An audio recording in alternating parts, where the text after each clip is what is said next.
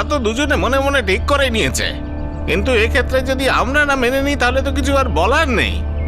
আরে আরে আরে মে মাসের মধ্যেই তো ওদের রেজিস্ট্রিটা করিয়ে ফেললেই হয়ে যায়।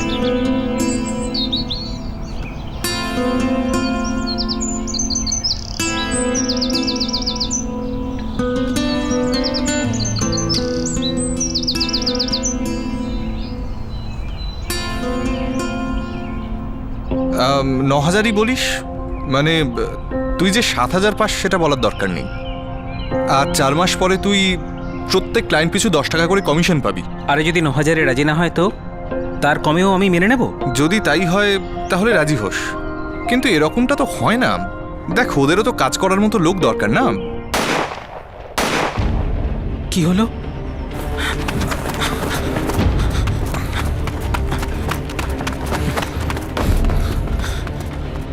বাপরে, এ তো খুন।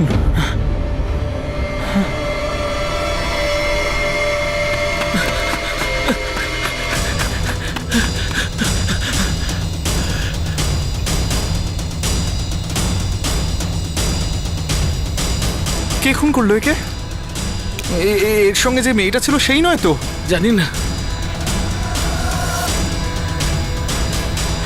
মনে তো হচ্ছে তো গেছে।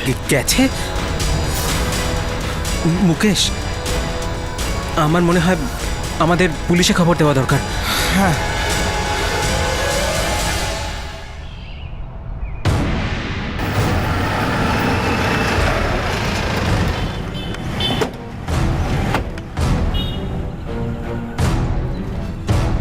চলো চলো চলো, এই, ফাঁকা সরো করো। সরো সরো ফাঁকা করো, সরো ফাঁকা সরো, করো। খালি করো ওই জায়গাটা, সরো।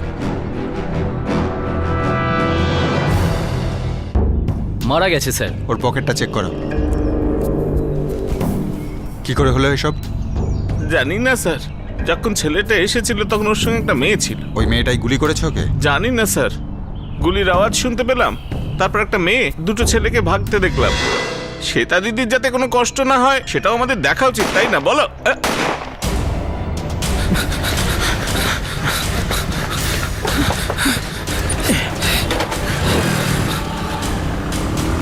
আমি একটু পরে তোমায় কল করছি। স্যার এমন কিছুই পেলাম না যা দিয়ে বডির আইডেন্টিফিকেশন করা যায়, শুধু এই ট্রেনের টিকিটটা ছাড়া।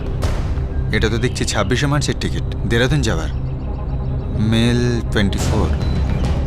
তার মানে 26 তারিখে যাওয়ার কথা ছিল। আচ্ছা, ওই মেয়েটা আর ছেলে দুটো কে ছিল? ওদেরকে আমি আগে কখনো এখানে দেখিনি, আর এই ছেলেটাকেও আগে আমি দেখিনি। তোমরা ফোন করেছিলে তাই না? হ্যাঁ স্যার। কি দেখেছিলে তোমরা? আমরা ওদিকে বসেছিলাম, গুলির আওয়াজ পেয়ে এদিকে দৌড়ে এলাম। তার মানে না তোমরা মেয়েটাকে দেখেছো না ছেলে দুটোকে দেখেছো?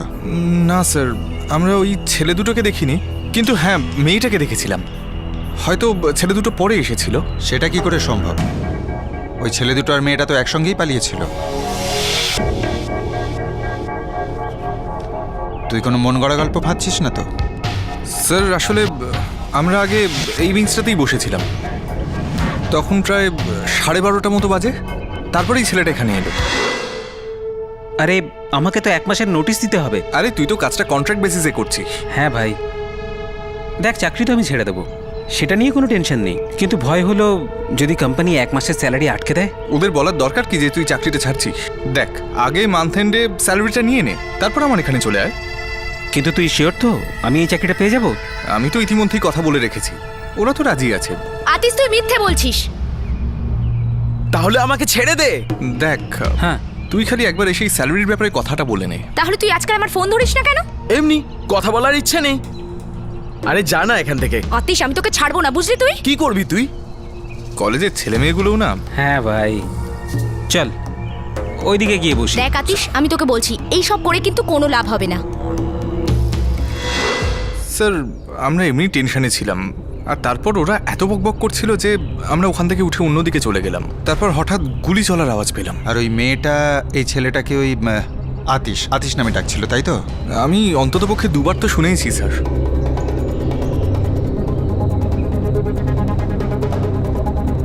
একটা 24 বছরের ছেলে যার নাম ছিল আতিশ, তাকে ভর দুপুর বেলায় একটা পার্কে গুলি করে মারা হলো। দুজন ব্যক্তি ওকে আর একটা মেয়েকে ঝগড়া করতে দেখেছিল, আর পার্কের সিকিউরিটি গার্ড পার্কে একটা মেয়ে আর দুটি ছেলেকে দৌড়ে যেতে দেখেছিল। পুলিশের কাছে শুধু এটুকুই তথ্য ছিল, কোনো তথ্য জানা ছিল না যে এই ছেলেটা কে ছিল যাকে খুন করা হয়েছিল আর তাকে কেন মারা হয়েছিল।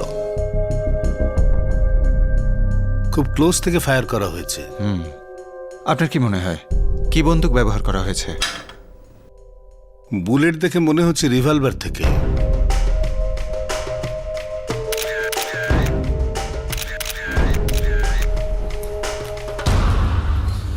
$900 আর এই ট্রেনের টিকিট, এছাড়া কোনো কার্ড পেলাম না, পরিচয়ের কিছুই পেলাম না। আর এটাও তো মনে হচ্ছে না যে ওই মেয়েটা আর ছেলে দুটো এর কাছ থেকে কিছু লুট করে নিয়ে গেছে। স্যার আমার মনে হচ্ছে ওরা সেলফোন নিয়ে গেছে, বডির কাছে কোথাও পেলাম না।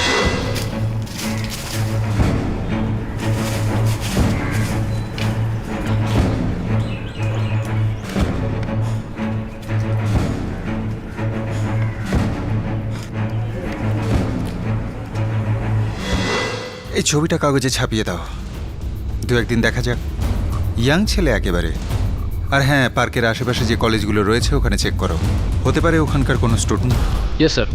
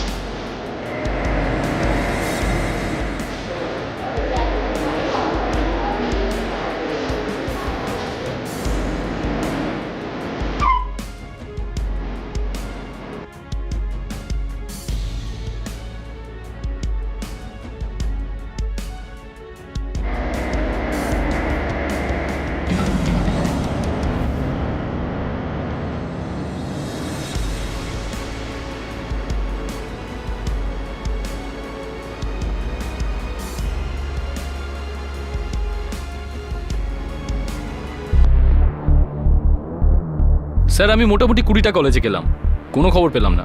কাগজে বিজ্ঞাপন দিয়েও কোনো ইনফরমেশন পেলাম না। হয়তো ও পুনেতে পড়াশোনা করছিলই না। যাই হোক না কেন, একটা খবর পাওয়া তো উচিত ছিল। কোনো থানাতেই এরকম মিসিং কমপ্লেন দায়ের করা হয়নি। স্যার, আমি ছেলেটাকে তো ভালোভাবেই দেখেছিলাম, কিন্তু মেয়েটাকে খুব ভালোভাবে দেখিনি, তাই খুব ভালোভাবে ডিসক্রাইব তো করতে পারবো না। কিন্তু হ্যাঁ, মেয়েটার হাইট বাকি 5 জনের মতোই অ্যাভারেজ ছিল, এই ধরুন 5 ফুট 3 ইঞ্চি মতো। কিন্তু ওর মুখটা আমি খুব ভালোভাবে দেখিনি। তুমি বলছিলে আতিশ, এই নামেই ডাকছিল ছেলেটাকে, তাই তো? হ্যাঁ স্যার, আমি এই নামটাই শুনেছি, কেননা ওই মেয়েটা না এই নামটা ধরেই চেঁচাচ্ছিল। আতিশ তুই মিথ্যে বলছিস। তাহলে আমাকে ছেড়ে দে। আমি তোকে ছাড়বো না। আমি দেখেছি ওই মেয়েটা দুটো ছেলের সঙ্গে পালাচ্ছিল।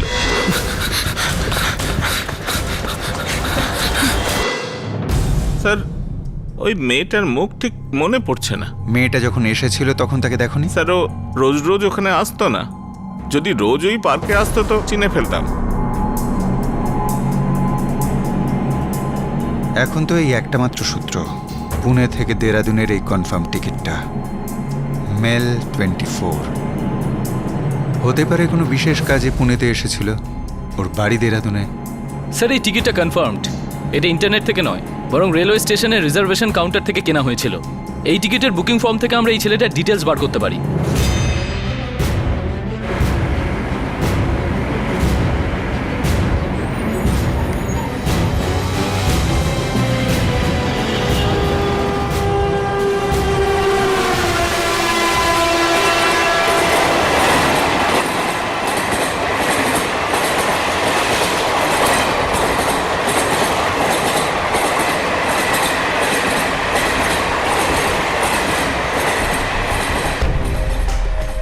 এই যে sir. Atish Mishra, room number 13, boys hostel, PMI college of engineering. এটার ফটোকপি করে আপনাকে পাঠিয়ে দিচ্ছি। Okay sir.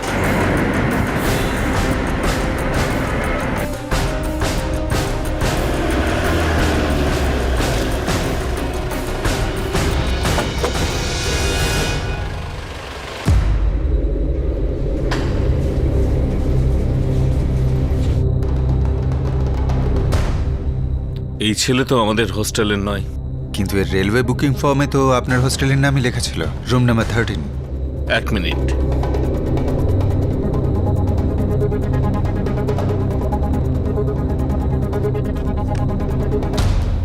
রুম নাম্বার 13তে তো second year engineering student Ganesh Tawde থাকে।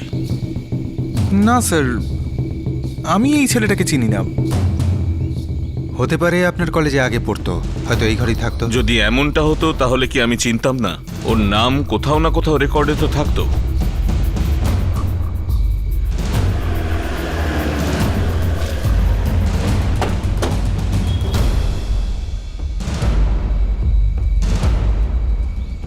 না স্যার, আতিশ মিত্র নামে কোনো ছেলে কোনো সেমিস্টার বা কোর্সে নেই। আর এই যে ফটো দেখাচ্ছেন, ও এখানে পড়েই না।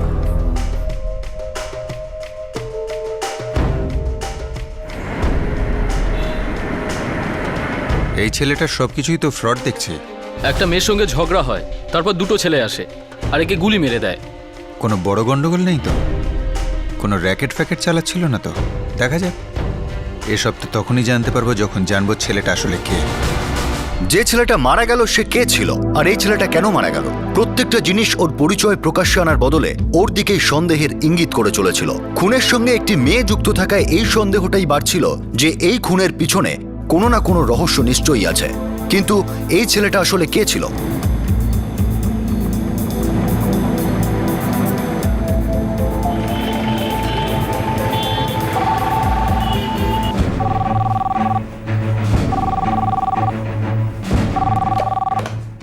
PSI Rajpal, Dehradun city police station. নমস্কার, আমি পিএসআই পাটেকার বলছি, পুনে পুলিশ। নমস্কার, বলুন। পার্কে একটা বেওয়ারিশ লাশ পেয়েছি। সম্ভবত ওর নাম হলো আতিশ মিশ্র। বডির আইডেন্টিফিকেশন করতে গিয়ে শুধু 26 মার্চের দেরাদুনের একটা রেলওয়ে টিকিট পেয়েছি, আর বুকিং ফর্ম থেকেও আতিশ মিশ্র এই নামটাই জানা গেছে। আর আপনি চান যে আমি এটার খোঁজ দেরাদুনে করি? হ্যাঁ, বডি আমরা এখনো রেখে দিয়েছি। আমরা চাই এর পরিচিত কারোর কাছে বডিটা পৌঁছে দিতে। হতে পারে সেখান থেকেই হয়তো মার্ডারের কোনো সূত্র পেয়ে গেলাম। ওকে, আপনি ওর ছবিটা মেল করে দিন, আমি খোঁজ নিচ্ছি। Thank you.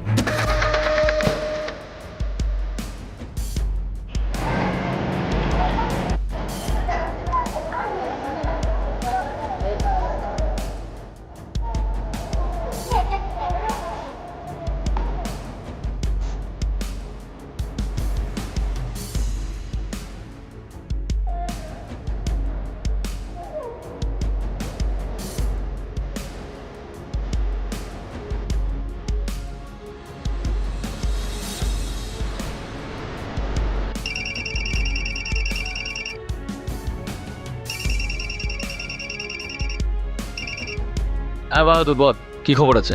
স্যার, নামটা আতিশ মিশ্রই। কোথাকার? স্যার, মার্কেটে একটা গার্মেন্টের দোকান আছে যার মালিকের নাম গুরুনাথ সিং। স্যার, শুনেছি ছেলেটা 4 বছর আগে এর বাড়িতে ভাড়া থাকতো। লোকটা ওকে চেনে। গুরুনাথ সিং? হ্যাঁ স্যার। এ তো আতিশ মিশ্র। ছেলেটা কোথায় থাকে? বাড়ি, ঘর, ঠিকানা কিছু? স্যার, এর বাবার নাম তো জগন্নাথ মিশ্র, আর এর বাড়ি হলো মতিচুর। মতিচুর, যেটা ঋষিকেশের রাস্তায় পড়ে সেটা? আগে হ্যাঁ, ওখানেই। আপনার কাছে ওর বাবার বা ওর বাড়ির কারোর নাম্বার রয়েছে? দেখুন, আর কারো নাম্বার তো নেই, তবে আতিশের নাম্বার আমার কাছে আছে। সেও 4 বছর আগের, যখন ও ভাড়াতে থাকতো। নাম্বারটা বলুন। যে নাম্বারে ফোন করেছেন সেটি এখন পরিসীমার বাইরে। যে নাম্বারে ফোন করেছেন স্যার, নাম্বারটা আউট অফ সার্ভিস বলছে।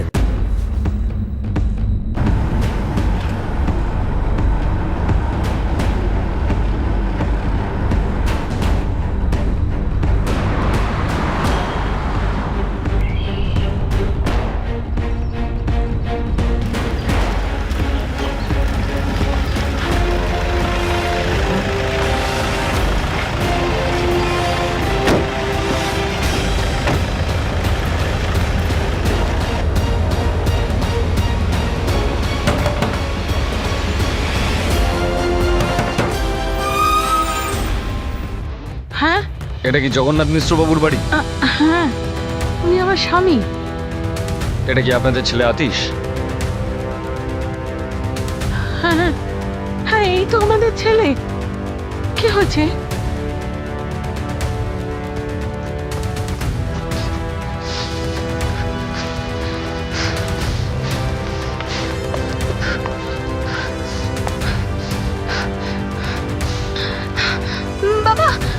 বাবা তাড়াতাড়ি বাড়ি চলো।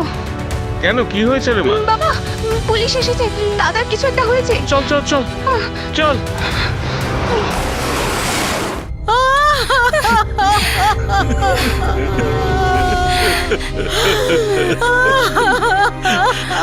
দেখুন, নিজেদেরকে সামলান। আপনাদের এখন পুনেতে যেতে হবে, বডিকে শনাক্ত করতে হবে। বডি এখনো মর্গে রয়েছে, মার্ডার হয়েছে 1 সপ্তাহ আগে।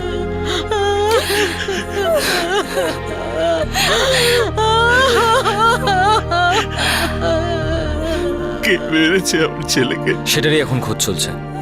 পুনে পুলিশ কেসটা তদন্ত করছে।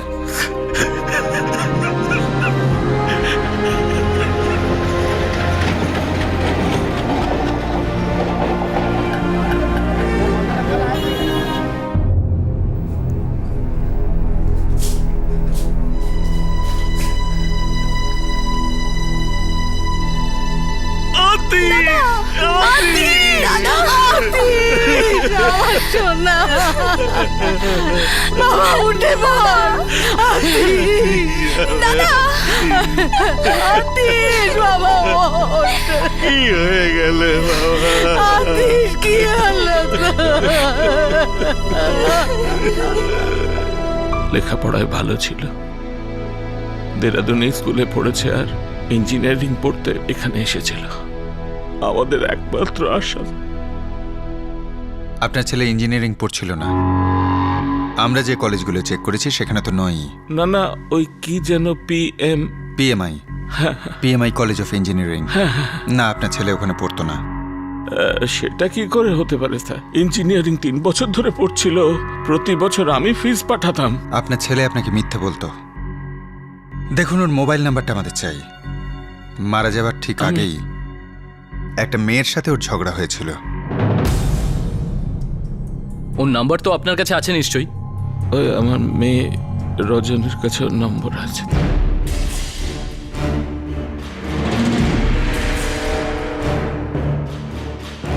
চার 567-645। যে নাম্বারে ফোন করেছেন সেটি বন্ধ রয়েছে। বন্ধ বলছে স্যার। রেকর্ড বার করো। স্যার, সবে শনাক্ত হয়ে গিয়েছিল। আতিশের মা বাবার হাতে তাদের ছেলের সব তুলে দেওয়া হয়েছিল। এখন শুধু এই খুনের উদ্দেশ্যটা জানা বাকি ছিল, আর বাকি ছিল সেই মেয়েটির পরিচয় জানা। এখন এটা দেখার ছিল যে আতিশের ফোন রেকর্ড কি ওর খুনের পিছনে লুকিয়ে থাকা উদ্দেশ্য আর তার অপরাধীকে পুলিশের সামনে নিয়ে আসতে সাহায্য করবে। স্যার, আতিশের ফোনে লাস্ট কল 44498789। এই নাম্বার থেকে 31 তারিখ সকাল 10টার সময় ফোন করা হয়েছিল, যেদিন ও মারা যায়। এই নাম্বারটা লিস্টে অনেকবার আছে। আতিশ এই নাম্বারের সঙ্গে রেগুলার কথা বলতো।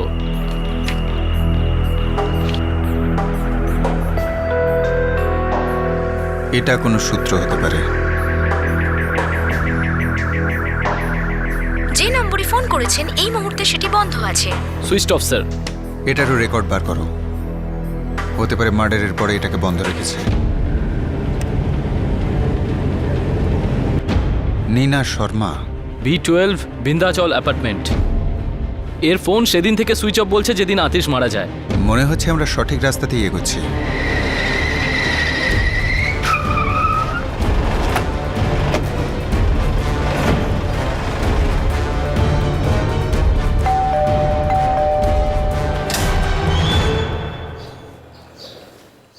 হ্যাঁ বলুন। নীনা শর্মা। কেন, কি ব্যাপার? নীনা শর্মা কে? আমার মেয়ে। কিন্তু কি ব্যাপার? ওর ফোনটা অফ রয়েছে। কোথায় ও? আগে এটা তো বলুন যে কি হয়েছে। আতিশ মিশ্র নামে একটা ছেলে মার্ডার হয়েছে। আপনার মেয়ে ওকে চিনতো? না স্যার, এই কাজেও যুক্ত নয়। অবশ্যই যুক্ত। আপনি বলবেন ও কোথায় আছে? দেখুন স্যার, ও এমনিতেই খুব চিন্তায় আছে, খুবই ডিপ্রেস। আমি বলছি তো আপনাকে, ও এইসবের ব্যাপারে কিছুই জানে না। দেখুন ম্যাডাম, এটাই ভালো হবে আপনি ওর ঠিকানাটা আমাদের দিন, নাহলে ওকে সেভ করার কারণে আপনার নামে অ্যারেস্ট ওয়ারেন্ট বের করতে হবে। আমি আপনাকে বললাম তো, আমার মেয়ে এইসব কিছুই করেনি। আপনি বলবেন ও কোথায় আছে? যদিও যুক্ত না থাকে, ওরও ভয় পাওয়ার কারণ নেই, আপনারও নেই। কিন্তু ওর সঙ্গে কথা বলা আমাদের খুব জরুরি, না হলে বাধ্য হয়ে আমরা ওর নামে সার্চ আর অ্যারেস্ট ওয়ারেন্ট বার করব। এখনো মুম্বাইতে, ওর মামার বাড়ি। দয়া করে আপনি ওর এমন একটা নাম্বার দিন যেটা চালু রয়েছে, যাতে আমরা ওকে সাহায্য করতে পারি। হ্যাঁ, যদিও নির্দোষ হয় তবে।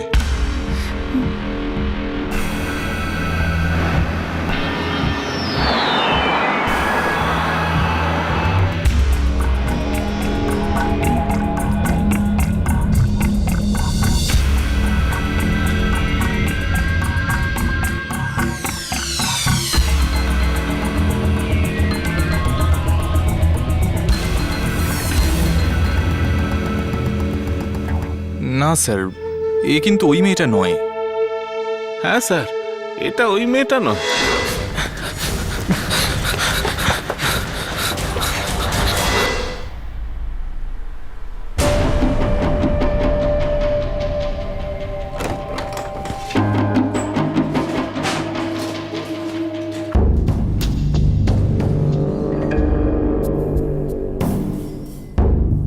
আতিশ মিশ্রকে তুমি চিনতে? কিভাবে?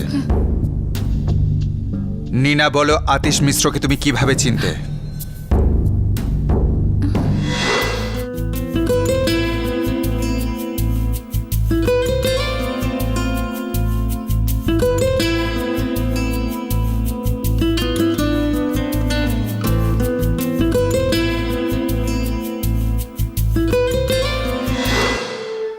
ও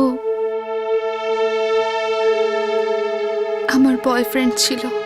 নীনা আতিশকে মার্ডার করা হয়েছে, আর যেদিন ওকে মার্ডার করা হয় মানে 21শে মার্চ, সেদিন তোমার মোবাইল থেকে ওর মোবাইলে একটা লাস্ট কল গিয়েছিল।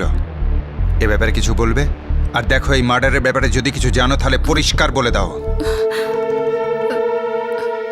হ্যাঁ মানে রানী ওর সাথে কথা বলতে চেয়েছিল। কে রানী? রানী হায়দার। কে এই রানী হায়দার? তুই ওকে কেন ফোন করছিস না রানী? কি করব? আতিশ তো আমার ফোন ধরছেই না। তাহলে তুই এখন আমার কাছে কি চাইছিস? আমি ওর সাথে শেষবার দেখা করতে চাই। তুই ওকে বল না যেন আজও আমার সাথে 12:30টার সময় গায়তন্ডি পার্কে মিট করে। ব্যাস শেষবারের মতো। আজ আমি চিরজীবনের মতো সমস্ত হিসেব নিকেশ মিটিয়ে দিতে চাই। রানীর কি এমন হিসেব ছিল যেটা ও শেষ করতে চাইছিল? সেটা আমি জানি না। ও আতিশ আর রানীর মধ্যেকার কোনো ব্যাপার। ওকে নীনা, তুমি বলছো যখন দেখা করব। ঠিক আছে আতিশ, কিন্তু কোনো ঝগড়া করো না। আমার আর রানীর মধ্যে এমনিতেই সম্পর্কটা ভালো নেই। দেখো, তুমি চিন্তা করো না, আমি এমন কিছু করব না যার জন্য আমাদের মধ্যে কোনো প্রবলেম হয়। ওকে? আমি জানতাম না রানী আতিশকে মেরে ফেলবে। তুমি রানীকে কি করে চিনতে? আতিশ আর রানীর মধ্যে কি সম্পর্ক ছিল? রানী আতিশের সঙ্গে কেন দেখা করতে চেয়েছিল? হ্যাঁ, ওই welcome to Beaton world. How may I assist you? নতুন ফ্ল্যাটের জন্য একটা স্ট্যান্ড ফ্যান আর কুলার নেব। এই পচা গরম থেকে একটু স্বস্তি চাই। বাজার চলতে সব ব্র্যান্ড আর ভরসাযোগ্য নয়। তার জন্য তো আমাদের ফ্যান আছে, all purpose bullet table fan, ceiling fan. আমাদের সিলিং ফ্যান কিন্তু 30 মাসের ওয়ারেন্টি সহ পাওয়া যায়। আছে ফারাটা 2 বছরের ওয়ারেন্টি, 17 থেকে 20 মিটার এয়ার ফ্লো। মধ্যবিত্তের সাধ্যের মধ্যে একমাত্র ভরসাযোগ্য ব্র্যান্ড বিটন। আমাদের কুলারের কিন্তু অনেক range, 45 litres, 50 litres, 70 litres, 90 litres, 110 litres. Honeycomb সহযোগে বিটনের সব কুলারের ওয়ারেন্টি 1 বছর। চেনা হাওয়ায় অচেনা অনুভূতির জন্য একমাত্র আদর্শ বিটন। গরমে স্বস্তি পেতে বিটনের ফ্যান হোক বা কুলার, আজই আনুন বাড়িতে। Vuitton, digitally years.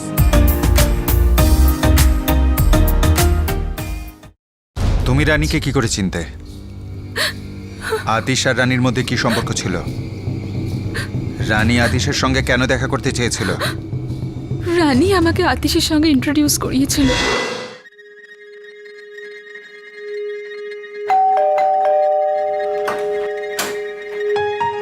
High sweetheart.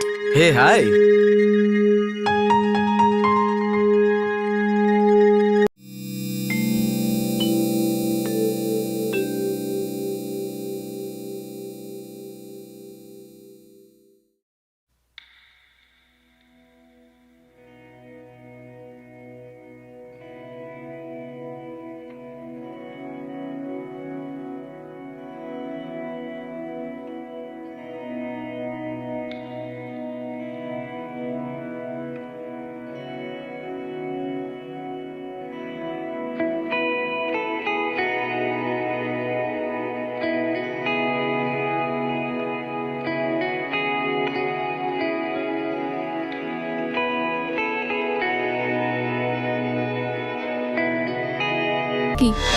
তাহলে রানী আতিশের গার্লফ্রেন্ড ছিল আর তোমার বেস্ট ফ্রেন্ড, আর ওই তোমায় আতিশের সঙ্গে আলাপ করায় যাতে পোস্ট গ্র্যাজুয়েশনে কোন সাবজেক্ট নেবে সে ব্যাপারে ও তোমায় অ্যাডভাইস দিতে পারে।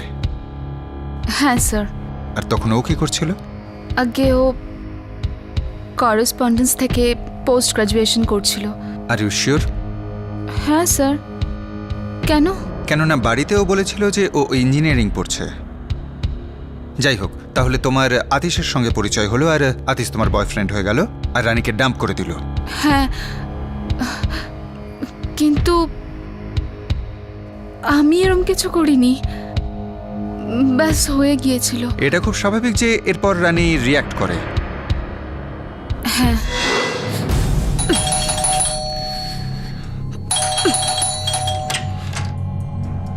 কি রে, বেলটা ভেঙে ফেলবি? না, তোর মুখ ভাঙবো।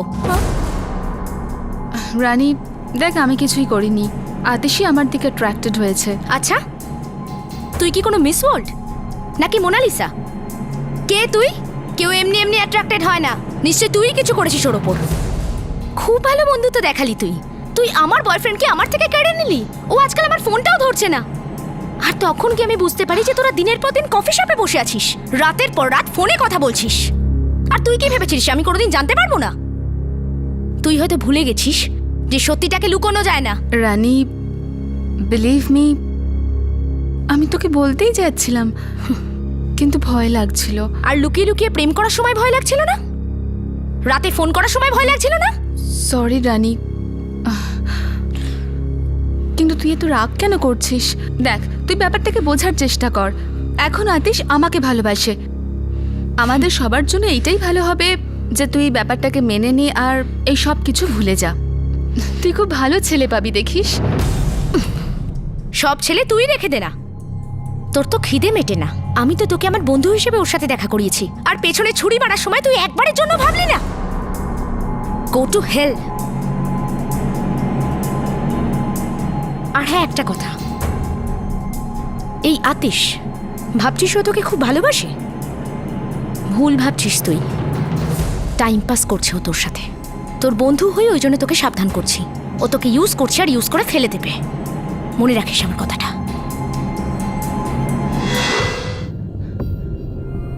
রানী আতিশকে বিরক্ত করত, এই কারণে আতিশ নিজের বাড়ি শিফট করে নেয়। রানী আতিশকে কি করে বিরক্ত করতো? আগে তোমার মোবাইলে আমার যে ছবিগুলো আছে আমায় দিয়ে দাও। রানী, আমার কাছে তোমার কোনো ক্লিপস নেই। আমি জানি তুমি ছবি তুলেছিলে, আর এখন যখন সব শেষ হয়ে গেছে তখন আমি চাই না ওগুলো তোমার কাছে থাকুক। ওগুলো ডিলিট করে দিয়েছি। তুমি তোমার ফোনটা দেখাও আমায়। কেন দেখাবো? আমাদের কোনো সম্পর্ক নেই। তাহলে তুমি আমাকে ছবিগুলো দিচ্ছ না কেন? আরে চলো, যাও তো এখান থেকে। আতিশ, আতিশ, আতিশ, দরজাটা খোলো। আতিশ, আমার ছবিগুলো না দিলে কিন্তু আমি তোমাকে ছাড়বো না। ওই ক্লিপসটা কোথায়? আমি জানি না কিছু। আতিশ রানীর সাথে কথা বলছিল না, তাই রানী খুব ফ্রাস্ট্রেটেড হয়ে গিয়েছিল। আর তারপর রানী আমাকে বিরক্ত করতে শুরু করে যাতে আমি ওকে আতিশের নতুন অ্যাড্রেসটা দিয়ে দিই, কিন্তু আমি ওকে দিইনি, কারণ আমি আতিশের কাছে প্রমিস করেছিলাম। আর রানী আতিশের সঙ্গে কথা বলার জন্য আমাকে বারবার ফোন করতো, আর আতিশ ওকে বারবার অ্যাভয়েড করতো। আর এদের দুজনের মধ্যে আমি ফেসে গিয়েছিলাম। শেষ পর্যন্ত আমি হার মেনে নিই আর আতিশকে রানীর সাথে দেখা করার জন্য বলি। আমি ওর সাথে শেষবার দেখা করতে চাই। তুই ওকে বল না যেন আজও আমার সাথে 12:30টার সময় গায়তন্ডি পার্কে মিট করে। ওকে নিনা, তুমি বলছো যখন দেখা করবে। নিনা, ওর সঙ্গে যে দুটো ছেলে ছিল তারা কে? আমি জানি না স্যার। এই রানীর বাড়ি কোথায়?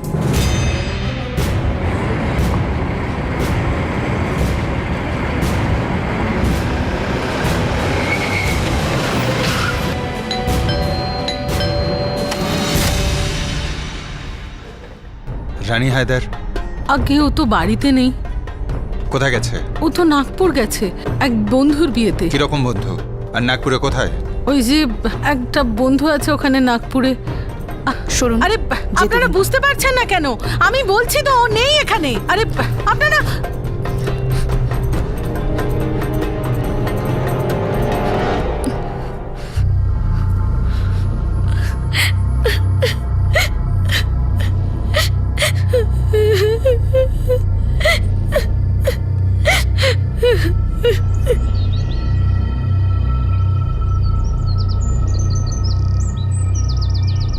আরে আমাকে তো 1 মাসের নোটিশ দিতে হবে। আরে তুই তো কাজটা কন্ট্রাক্ট বেসিসে করছিস। হ্যাঁ ভাই, দেখ চাকরি তো আমি ছেড়ে দেবো, সেটা নিয়ে কোনো টেনশন নেই।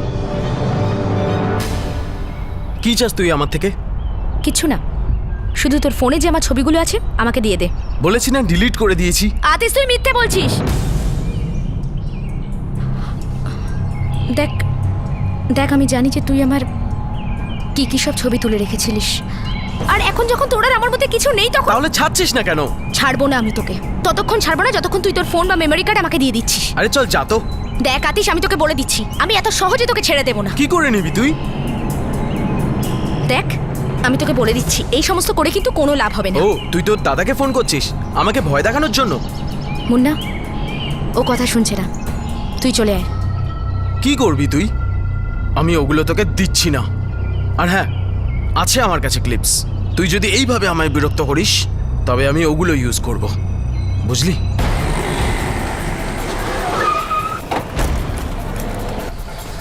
আমি তো এটা শুনে দিলাম যে মদন।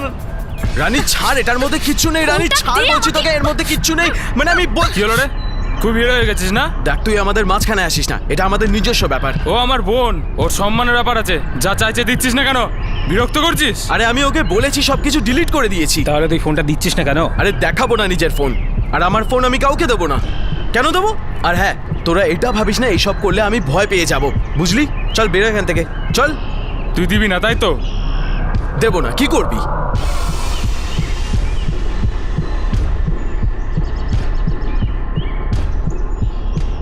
তাহলে নিয়ে নেব।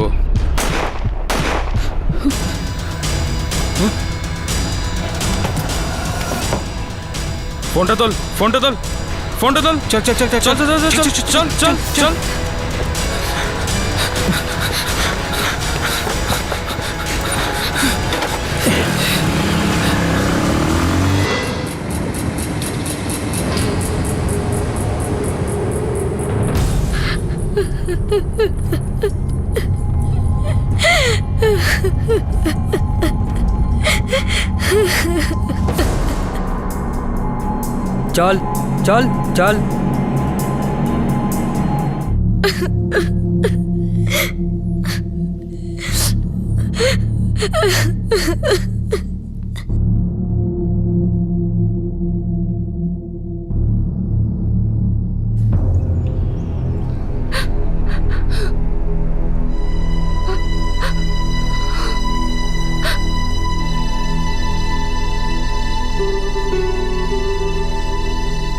রানী, মুন্না আর মনোজ এখন জুডিশিয়াল কাস্টাডিতে আছে, আর পুলিশ চার্জশিট তৈরি করছে।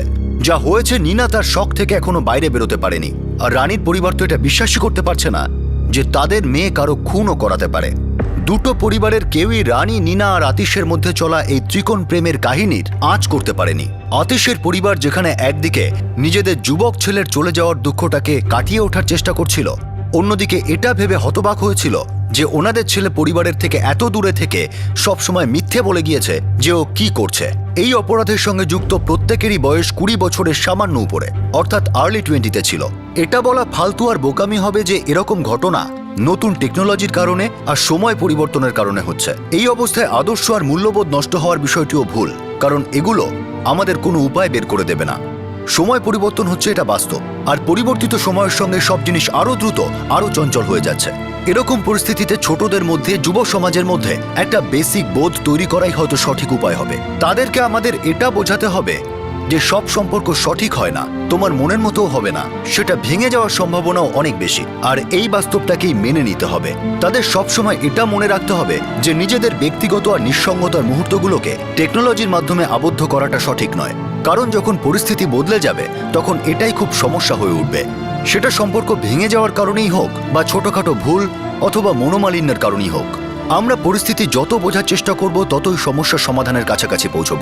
কথায় বলে যে সমস্যাটাকে ভালো করে বোঝাটাই সমস্যার সমাধান, আর আমরা যদি আজ পর্যন্ত এর সমাধান খুঁজে না পাই তাহলে এটা বুঝতে হবে যে সমস্যাটা বুঝে ওঠা এখনো সম্ভব হয়নি। পুরো বিষয়টিকে পরিবর্তিত সময় আর নষ্ট হওয়া মূল্যবোধের ঘাড়ে চাপানো আমাদের সমস্যার সমাধান নয়, বরং সমাধানের থেকে দূরে নিয়ে যাচ্ছে। আপনাদের সাথে আবার দেখা হবে ক্রাইম পেট্রোল 10 থেকে আরও একটা নতুন কেস নিয়ে। ততক্ষণ নিজের খেয়াল রাখবেন, সুরক্ষিত থাকবেন।